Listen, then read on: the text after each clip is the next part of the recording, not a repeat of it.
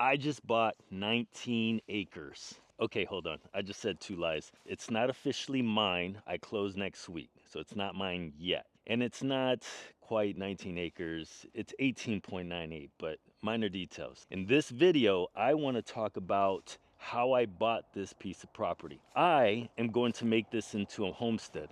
Oh, crap. Car. At this point, I still am trespassing because it's not mine. Again, minor details.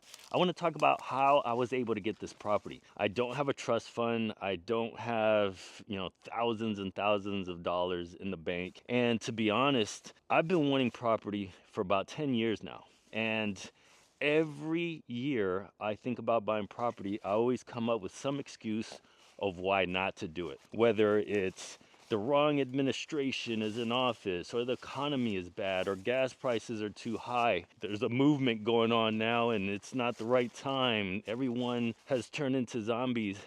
There's always an excuse. This year, I remember it was January 6th, it was a Saturday. I woke up and I said, this is the year, I'm gonna buy land. And so I told my wife, and she was on board. But the problem was, she thought I was talking about, like, yeah, saving up in the next couple years, we'll buy land.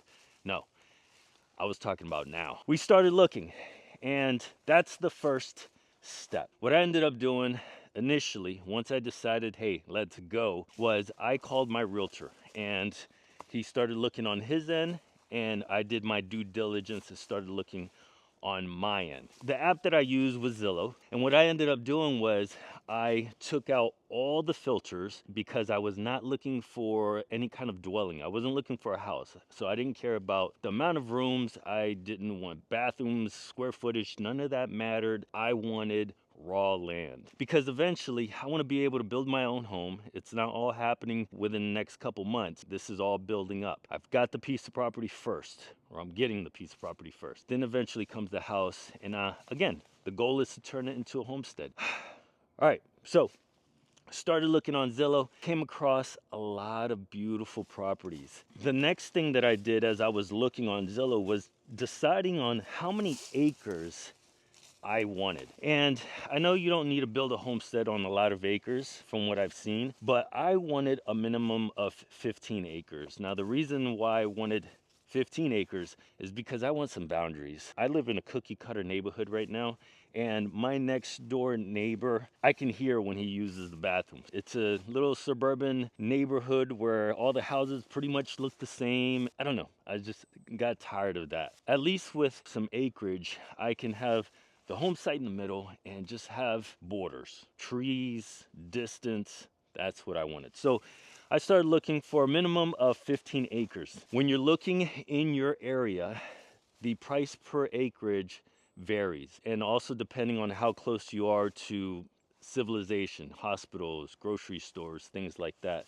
So you really kind of have to look. For example, I am in the Williamsburg area. To one side, I have Richmond. To the other side, I have Norfolk, Hampton, Virginia Beach, Newport News, all those cities. We're kind of smack in the middle. And it's a very agricultural type of area. There's a lot of farming, there's a lot of land, but the closer you get to the city, that price per acreage gets a little bit higher. Right now, I believe the average in the nice areas are about $12,000 per acre. So again, times that times 15. Be realistic with your budget. I kind of knew that my high-end budget was going to be about 300,000. We started looking at properties online, and then we turned that looking online into looking at out in person. So my very first tip would be, once you decide, hey, I'm buying land, is to look at multiple properties. Don't just fall in love with the first one. My wife and I ended up looking at maybe 12 properties total. Actually a funny story, because the day that we went to go see this property, we actually saw another one. So we ended up seeing two. We saw the other one first, and the other one was marketed as a horse farm. Beautiful 3 acres that was cut. It was 26 acres total, but 3 acres of it was cut, and it was all grass. It was for horse grazing. And then the back 23 acres was beautiful wooded, beautiful woods. It had, untouched woods. You can go in there and do a selective cut and probably come out with close to $100,000 in lumber. It was amazing. Amazing woods. Not like the property that I'm on now, the one that I'm about to get. If you notice, these are 10 to 15-year-old pines and they're everywhere. This is overgrown. Back to the story. We ended up looking at this. My wife fell in love. I fell in love. $430,000 for 26 acres. That's a little over 16,000 per acre. 16 grand per acre. Let that sink in. Well, we fell in love with it. It was absolutely gorgeous. So we ended up coming here right after, and my wife and I, we walked about 20 feet at the edge of the property, and she was like, nope. Nope, I don't like it. My kids and I decided to come up, and we got up on this higher ground, pretty much where I'm at now. And I just started looking at the landscape, and I kind of started thinking, like, this piece of property has potential. It does. You know, clear all these trees out, and it definitely has potential. It does. You really have to look through all this thickness and thorns, and yeah, you have to use your imagination really good. My wife and I went back home, and we thought about how we could afford a $430,000 26-acre piece of lot. Long story short, because it's starting to get long, after 3 hours of talking, I told her flat out we could do it, but we would be land poor. The other thing that I noticed about Zillow, and I think is a pretty good tool to kind of negotiate with, is the amount of days that it's on there. One thing that I've noticed is that people that just posted within a month or two, they're not gonna negotiate much with price. But then you have other properties that have been on for 700-800 days on Zillow, and they're still available. There is a lot of room to negotiate. Once I started looking for property, and again, we're going out maybe once a week to see something. Maybe there'll be 2 or 3 months that we didn't see anything because nothing else popped up and I've seen everything that's in the area. Once I started actively looking and visiting properties, I also called banks. Now, when you're calling banks, it's really hard to get a land loan. I did not know that when you try to get a loan for property, for land, it's different from a mortgage loan. Something that I learned is that a land loan, not everyone gives out land loans. Most banks give out mortgage loans. The banks that do give out land loans are usually smaller banks. They're usually known as farming banks or agricultural banks. And it is pretty even keel across the board that you're going to find that the interest rates on land loans are going to be higher than interest rates on a mortgage loan. So for example, if I found 5 acres of just raw land and I get a loan for that amount, the interest rate's going to be 1 to 2.5% higher than if I found that same 5-acre piece of land with a house on it. Now I'm getting a mortgage loan, it's 2.5% lower. So something to be mindful of. I did not know that when I first started this venture, but I learned, and I learned fast. I ended up calling 4 banks. 3 out of the 4 wanted 35% down, and they also had a balloon rate. 3 out of 4 banks had balloon rates. If you don't know what balloon rates are, look that up. Pretty much the interest rate can change year to year, and pretty much they only give you 5 years to turn that land loan into a construction loan so that you start building the house. I went with the 4th bank. The 4th bank offered 20% down, which is better, and they also offered a 15-year fixed rate. My interest rate for this piece of property, 8.25%. Now, there's a new administration coming in, and hopefully the interest rates continue to get lower, and maybe I can refinance in a year. As for now, it's 8.25. Yes, that is super high. There is a huge oak somewhere in this area that I want to show you. It's really awesome. All right, so let's keep walking to it. Found the bank, 20% down. The next step was trying to figure out how I'm going to come up with 20% of $160,000. The asking price was $175,000. But then again, I looked at how many days it's been on Zillow, almost 100 days, and I was like, let's offer 160. And they accepted. So what I have to put down is $32,000. It is doable. I don't have the money in savings, and I'll tell you how I got the money. Now, if I were to try to purchase the horse farm for 16 grand for per acre, 26 acres, 430,000. If I try to purchase that, the down payment on that was, I think, 120,000. Huge difference. We're talking about a monthly payment of about 45 to 4,800 bucks a month.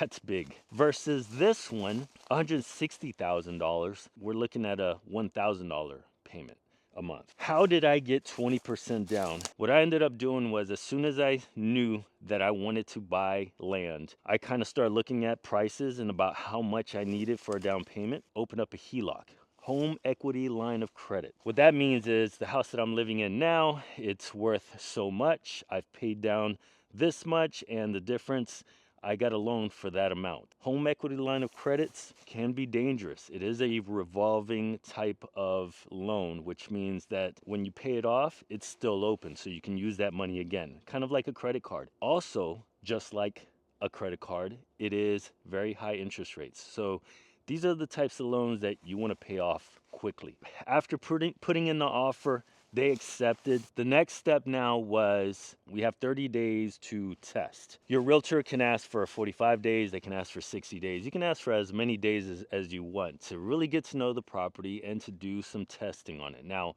when I say testing, I mean you need to do a soil test to make sure it perks. There is electricity that's going down this main road right here, but there is no city sewer and there is no city water. That means I need to test for a well, and that also means that I need to test the soil to see if it perks for sewer. This property was tested 2 years ago. It said in its little bio, it perked for a unconventional or a alternative septic system. So there's two types. There's conventional septic, which means it's gravity fed. Obviously there's more that goes into it. And then there's alternative, which means not conventional or unconventional.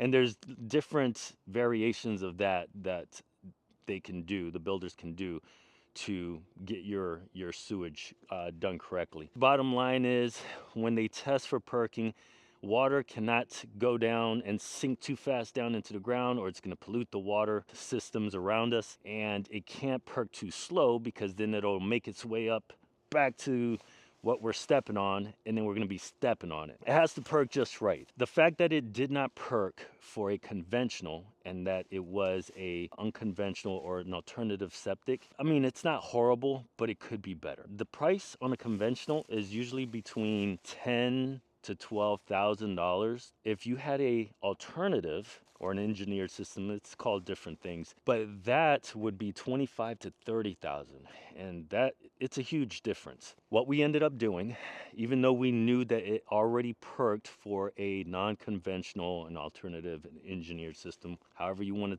call it, it was tested right on the edge of the property. Now, I want to eventually clear out some space and build right on the top, right in the center. Called the septic guy up. He came out a couple days ago, and we walked towards the back of the property. He dug 3 holes, and voila, it perked for a conventional septic. Hallelujah. To get the guy out here, $600.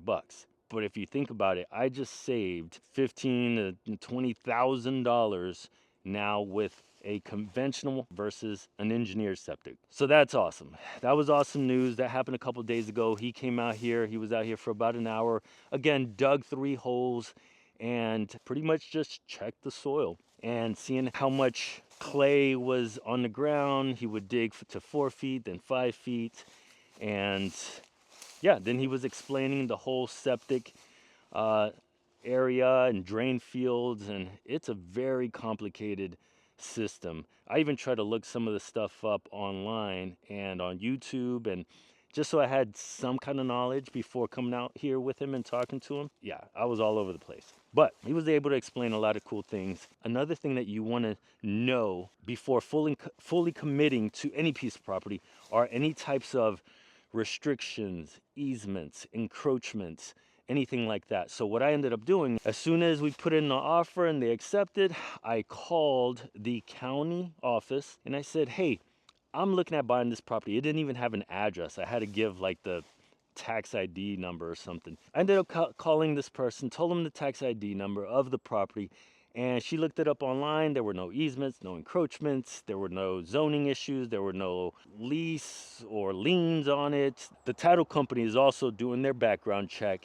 and making sure none of that stuff is happening as well. But I did, again, my due diligence. One restriction that I do have on this property is that I have an RPA, Resource Protection Area, or protective area, one of the two, and it pretty much runs the back edge of my property. That whole back edge is all swamp. Anything really that has to do with water, that area is going to be protected, especially in these parts here. The bad thing about an RPA is that you can't build within 100 feet. So you take the bottom of the creek, or pretty much the edge of the creek where the water lies, measure up 100 feet, and I cannot build anything within that area, which is fine anyway because it's all downslope and, you know, way out there. What I do like is that, again, no one can build on that RPA, and I don't have neighbors behind me.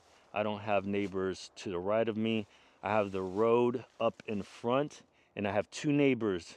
I have one all the way from this distance from where I'm at now. It's probably 400 meters. And then I see the other neighbor, and they're about, I would say about 400 or 500 meters. And that's it. No hearing other neighbors, flush the toilet.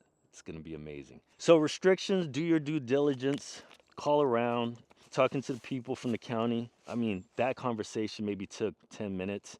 It wasn't hard. Another tip for you guys is that during that 30 days, make sure you walk the property. Since they've accepted our offer, I have been out here probably every other day. My goal is to know every inch of this property. I've come out here so much now that I know these trees and by recognition, like literally past these trees. I'm like, yep, you're going away. You're getting cut down. I don't like you. Oh, you're cool. You'll stay. By the way, let me introduce you to one that will stay. Was that oak that I was looking for. Check this bad boy out. Now, it's been through some stuff. Looks like it's been through a couple wars, but big old scar right there. But look how tall.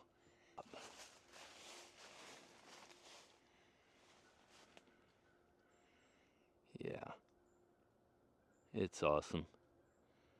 So what do I plan on doing with this piece of property?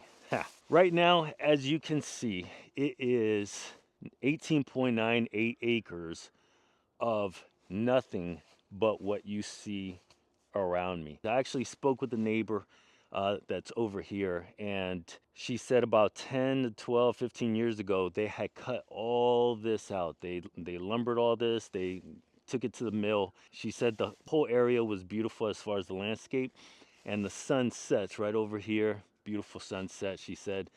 So that's all great. Now, again, it's been all cut down. It was cut down 10 to 15 years ago, and it shows all these trees are super young, maybe an inch. Some of them are 2 or 3 inches. A lot of pine, and it's really, really thick. It's really hard to just kind of walk through. You have to kind of squeeze through the brush. So initially, when I come out here, I am going to clear 2 acres. I'm going to start with 2 acres on the high ground in the middle of the property. I also need to figure out a driveway, how to get up here to the 2 acres, because right now there is no entry point. It's all road, and I'm gonna have to build my own driveway to come off that road. Can't wait. Super excited. Eventually, we're going to build our home. Eventually, we're going to create a homestead. I don't want to be off the grid, and I'm not going to be off the grid because, again, I'm going to have city power. But eventually, I want to do things to better prepare myself for being more self-reliant and self-sufficient. So I am building up towards that. It's going to be a lot of work. It's going to be a lot of dedicated time out here, but I can't wait. I'm up for it. First, it'll be clearing 2 acres. We got to get that done. So stick with me on this journey, guys. I'm going to put out a video every week. This first year will just be clearing up land. I mean, it's going to be a lot of work to come out here. We'll see what happens. Again, guys, I hope you enjoyed the video. If you have any questions, leave them in the comments. One thing I'm not gonna do for this YouTube channel is I'm not gonna ask you to subscribe on every video. The channel is called Rugged Haven, and well, you can see why we came up with this name. It's pretty rough right now, and eventually it's gonna turn into our haven. This is gonna be our spot. So again, guys, follow me on this journey, and I'll see you guys on the next video. Take care.